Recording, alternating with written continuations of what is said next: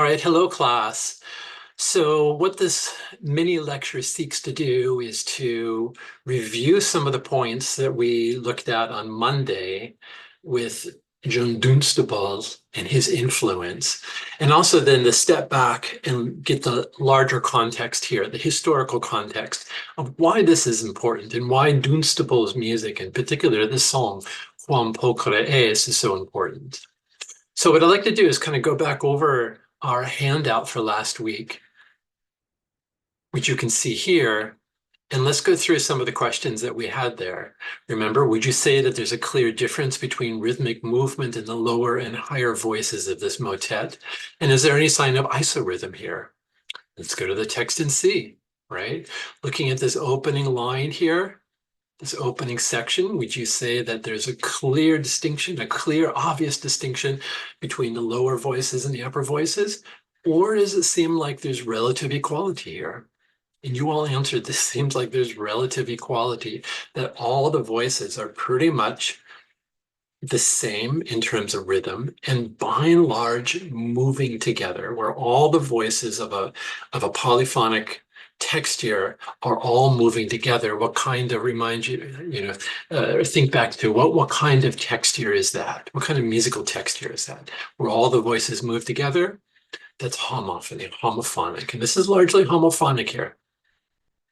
Do we see any evidence of isorhythm here?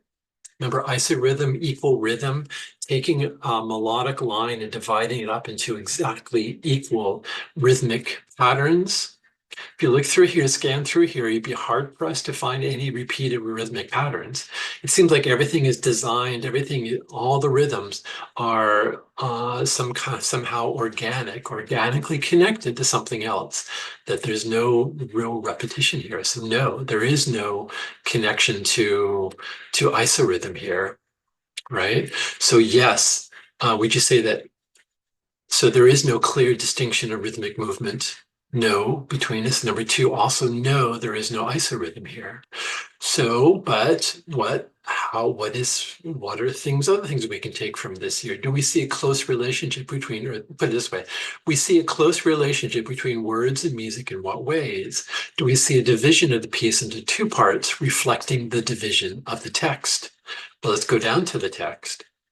We see that the text itself consists of just two stanzas drawn from the Song of Solomon, which is from the Old Testament Bible. So this is sacred text here, right? And this is music. This is a song that can be used in the liturgy in church, right? And we see that the text itself consists of two stanzas.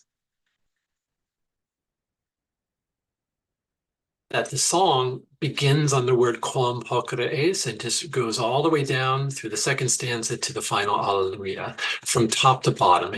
You read it through, you sing it through. This is a form of singing we call through composed. This is a through composed style. No repetition, no repeats, no refrains, nothing unusual about this. That is all the piece is singing the text from the start to the finish. And we see that here, that the music itself follows the structure of the text. We got the first section there. At the end of the first stanza, what do we see? We see rests. And then the next stanza begins with this very clear distinction in the voices, holding the voices like that, and then they sing all the way to the end. So through composed style, and the structure of the song, the two-part structure of the song reflects the two-part structure of the text itself. So clearly a division of the piece into two parts reflecting the division of the text. How about short musical phrases shaped by the rhythm of the words? And in class, you all pointed that out. That look at the first line of text, Quam Pulchra Es, going down to Delicias right here. This is the end of the first line, and what do we see? We see a break, right? A clear sonic break or separation between one line and the next line. So the music itself reflects the short musical phrases of the text itself. And then you all pointed out other elements too here. Like look at the line up here. Dicora, so begin quam pulchra es et quoram decora. Notice we have the rhythm there, reflecting the rhythm of the word itself. Decora, the syllabic nature. Carissima, and we see that word carissima. So reflected, so the rhythm of the words reflected in the rhythm of the music. So he's paying attention to the music.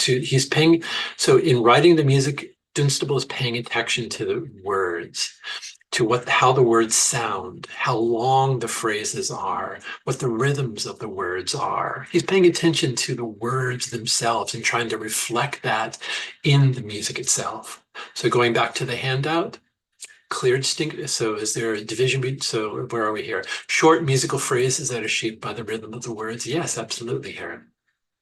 Is there special musical tension given to certain words and phrases? And yes, we saw that as well. Going back to, for instance, the beginning of the next line here, Veni, delectimi, that opening line, come, my beloved, right? Giving extra emphasis on come, my beloved. Helping to deepen our understanding, deepen the emotional content of that opening line. So yes, indeed, you can say this here. Special musical attention is given to certain words and phrases, and there's other examples of that. So all three of these are definitely selected here. How about the last one? Use of a chant melody as a cantus firmus? Obviously not. There's no cantus firmus here. All the music is newly composed based upon Dunstable's reflection of the text itself, interpretation of the text itself. So no use of a pre-existing melody, which is what a cantus firmus is. Let's look now number 4 here. Dunstable's use of melodic thirds in the outlining of the triad is which of the following, rare or frequent? Well, let's go back to the text, go back to the score here. Even if we just look at the opening section, we can answer that question. So do we see an outlining of triads? And we do. Look at the top line here in the cantus. C, E, G, G, E, right? How about in the bottom voice here?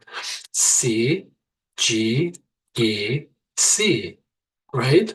It outlines the C triad, right? So we can see that vertically speaking, Dunstable is being aware of that triad and sounding that in the voices and sharing it among voices here. So what about vertically? Is it reflected that way? Well, let's look at this section here. Once again, do we see a horizontal outlining? Look at the middle voice here. Do we see a horizontal outlining of the triad? And we do. C, E, G. Right? We see the other elements of the C triad here, G, G, C, E, up in the upper voices. So what about vertically, vertical harmonies? Do we see that as well? And we do. Look at this here, the first line here, the first chord we see opening up this next phrase, C, G, E. The next example of that is C, G, E, and so on. So we see the vertical use of harmonies, triadic harmonies here as well. And we're going to find those throughout the piece. So it is not rare, it seems frequent. And I think another point we can make about that is that it's not accidental that Dunstable purposely meant to use these thirds and triads both horizontally and vertically throughout the piece. This is important because he's intending to do this, right? It's no pure accident at all. So going back to our point, our question here, Dunstable's use of melodic thirds and outlining a triad is indeed frequent and intended. He wanted that to happen. Does the piece have a strong pitch center? And once again, we can answer that question going back. We began on C, right? We end the first line on C.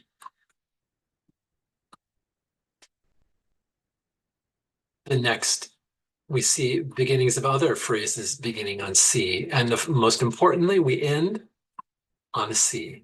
So definitely from the beginning to end, we have the recurring of this idea of a C and a C triad. So we do have a very, very strong pitch center on C.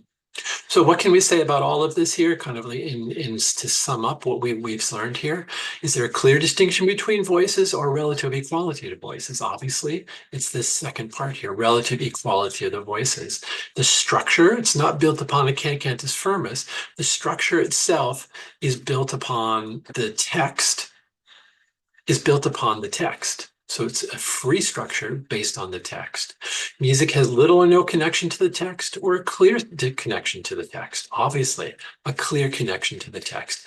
Dunstable had a sensitivity, was very sensitive to how the text is said, its declamation, how long the phrases are, the rhythms of the words in those phrases, and giving special emphasis to certain kinds of words, especially important words. The consonants, is there pervasive consonants and dissonance or pervasive consonants? Clearly a pervasive consonance through here. It seems like he's not only intending the use of triads, triadic consonant harmonies, but also of controlling or avoiding dissonance. And a strong pitch center or no pitch center, obviously a strong pitch center. Okay, so now why is this important? I want you to keep in mind that Dunstable was an English composer working within the English tradition, working for an English nobleman, a duke. And so really what he was doing was not necessarily something really new. It's just part of the tradition of English music of the medieval period. So even the use of the constant triads and consonants, this goes back to English practice. We can find in other examples of that. Okay, so but what's new here is the fact that who recognized this, who saw this as a really cool way of composing music. It wasn't the English, it was the French. And how do we know that? We know that because the French were the ones who borrowed it and wrote about it and were amazed by it. Let's go on to the next song here by Gilles Binchois, a Frenchman, really a part of Burgundy, which is now a part of France, but back then was a separate country, and we'll talk about that in just a little bit. So basically working within the French world, Binchois was working for a Burgundian duke. And his Rondeau, de plus in plus, remember Rondeau, we looked at Guillaume de Michaud's Rondeau in a previous lesson. It's just a form of a song. What I want you to focus on is the opening of his Rondeau, de plus in plus. Do we see an outlining of a triad here?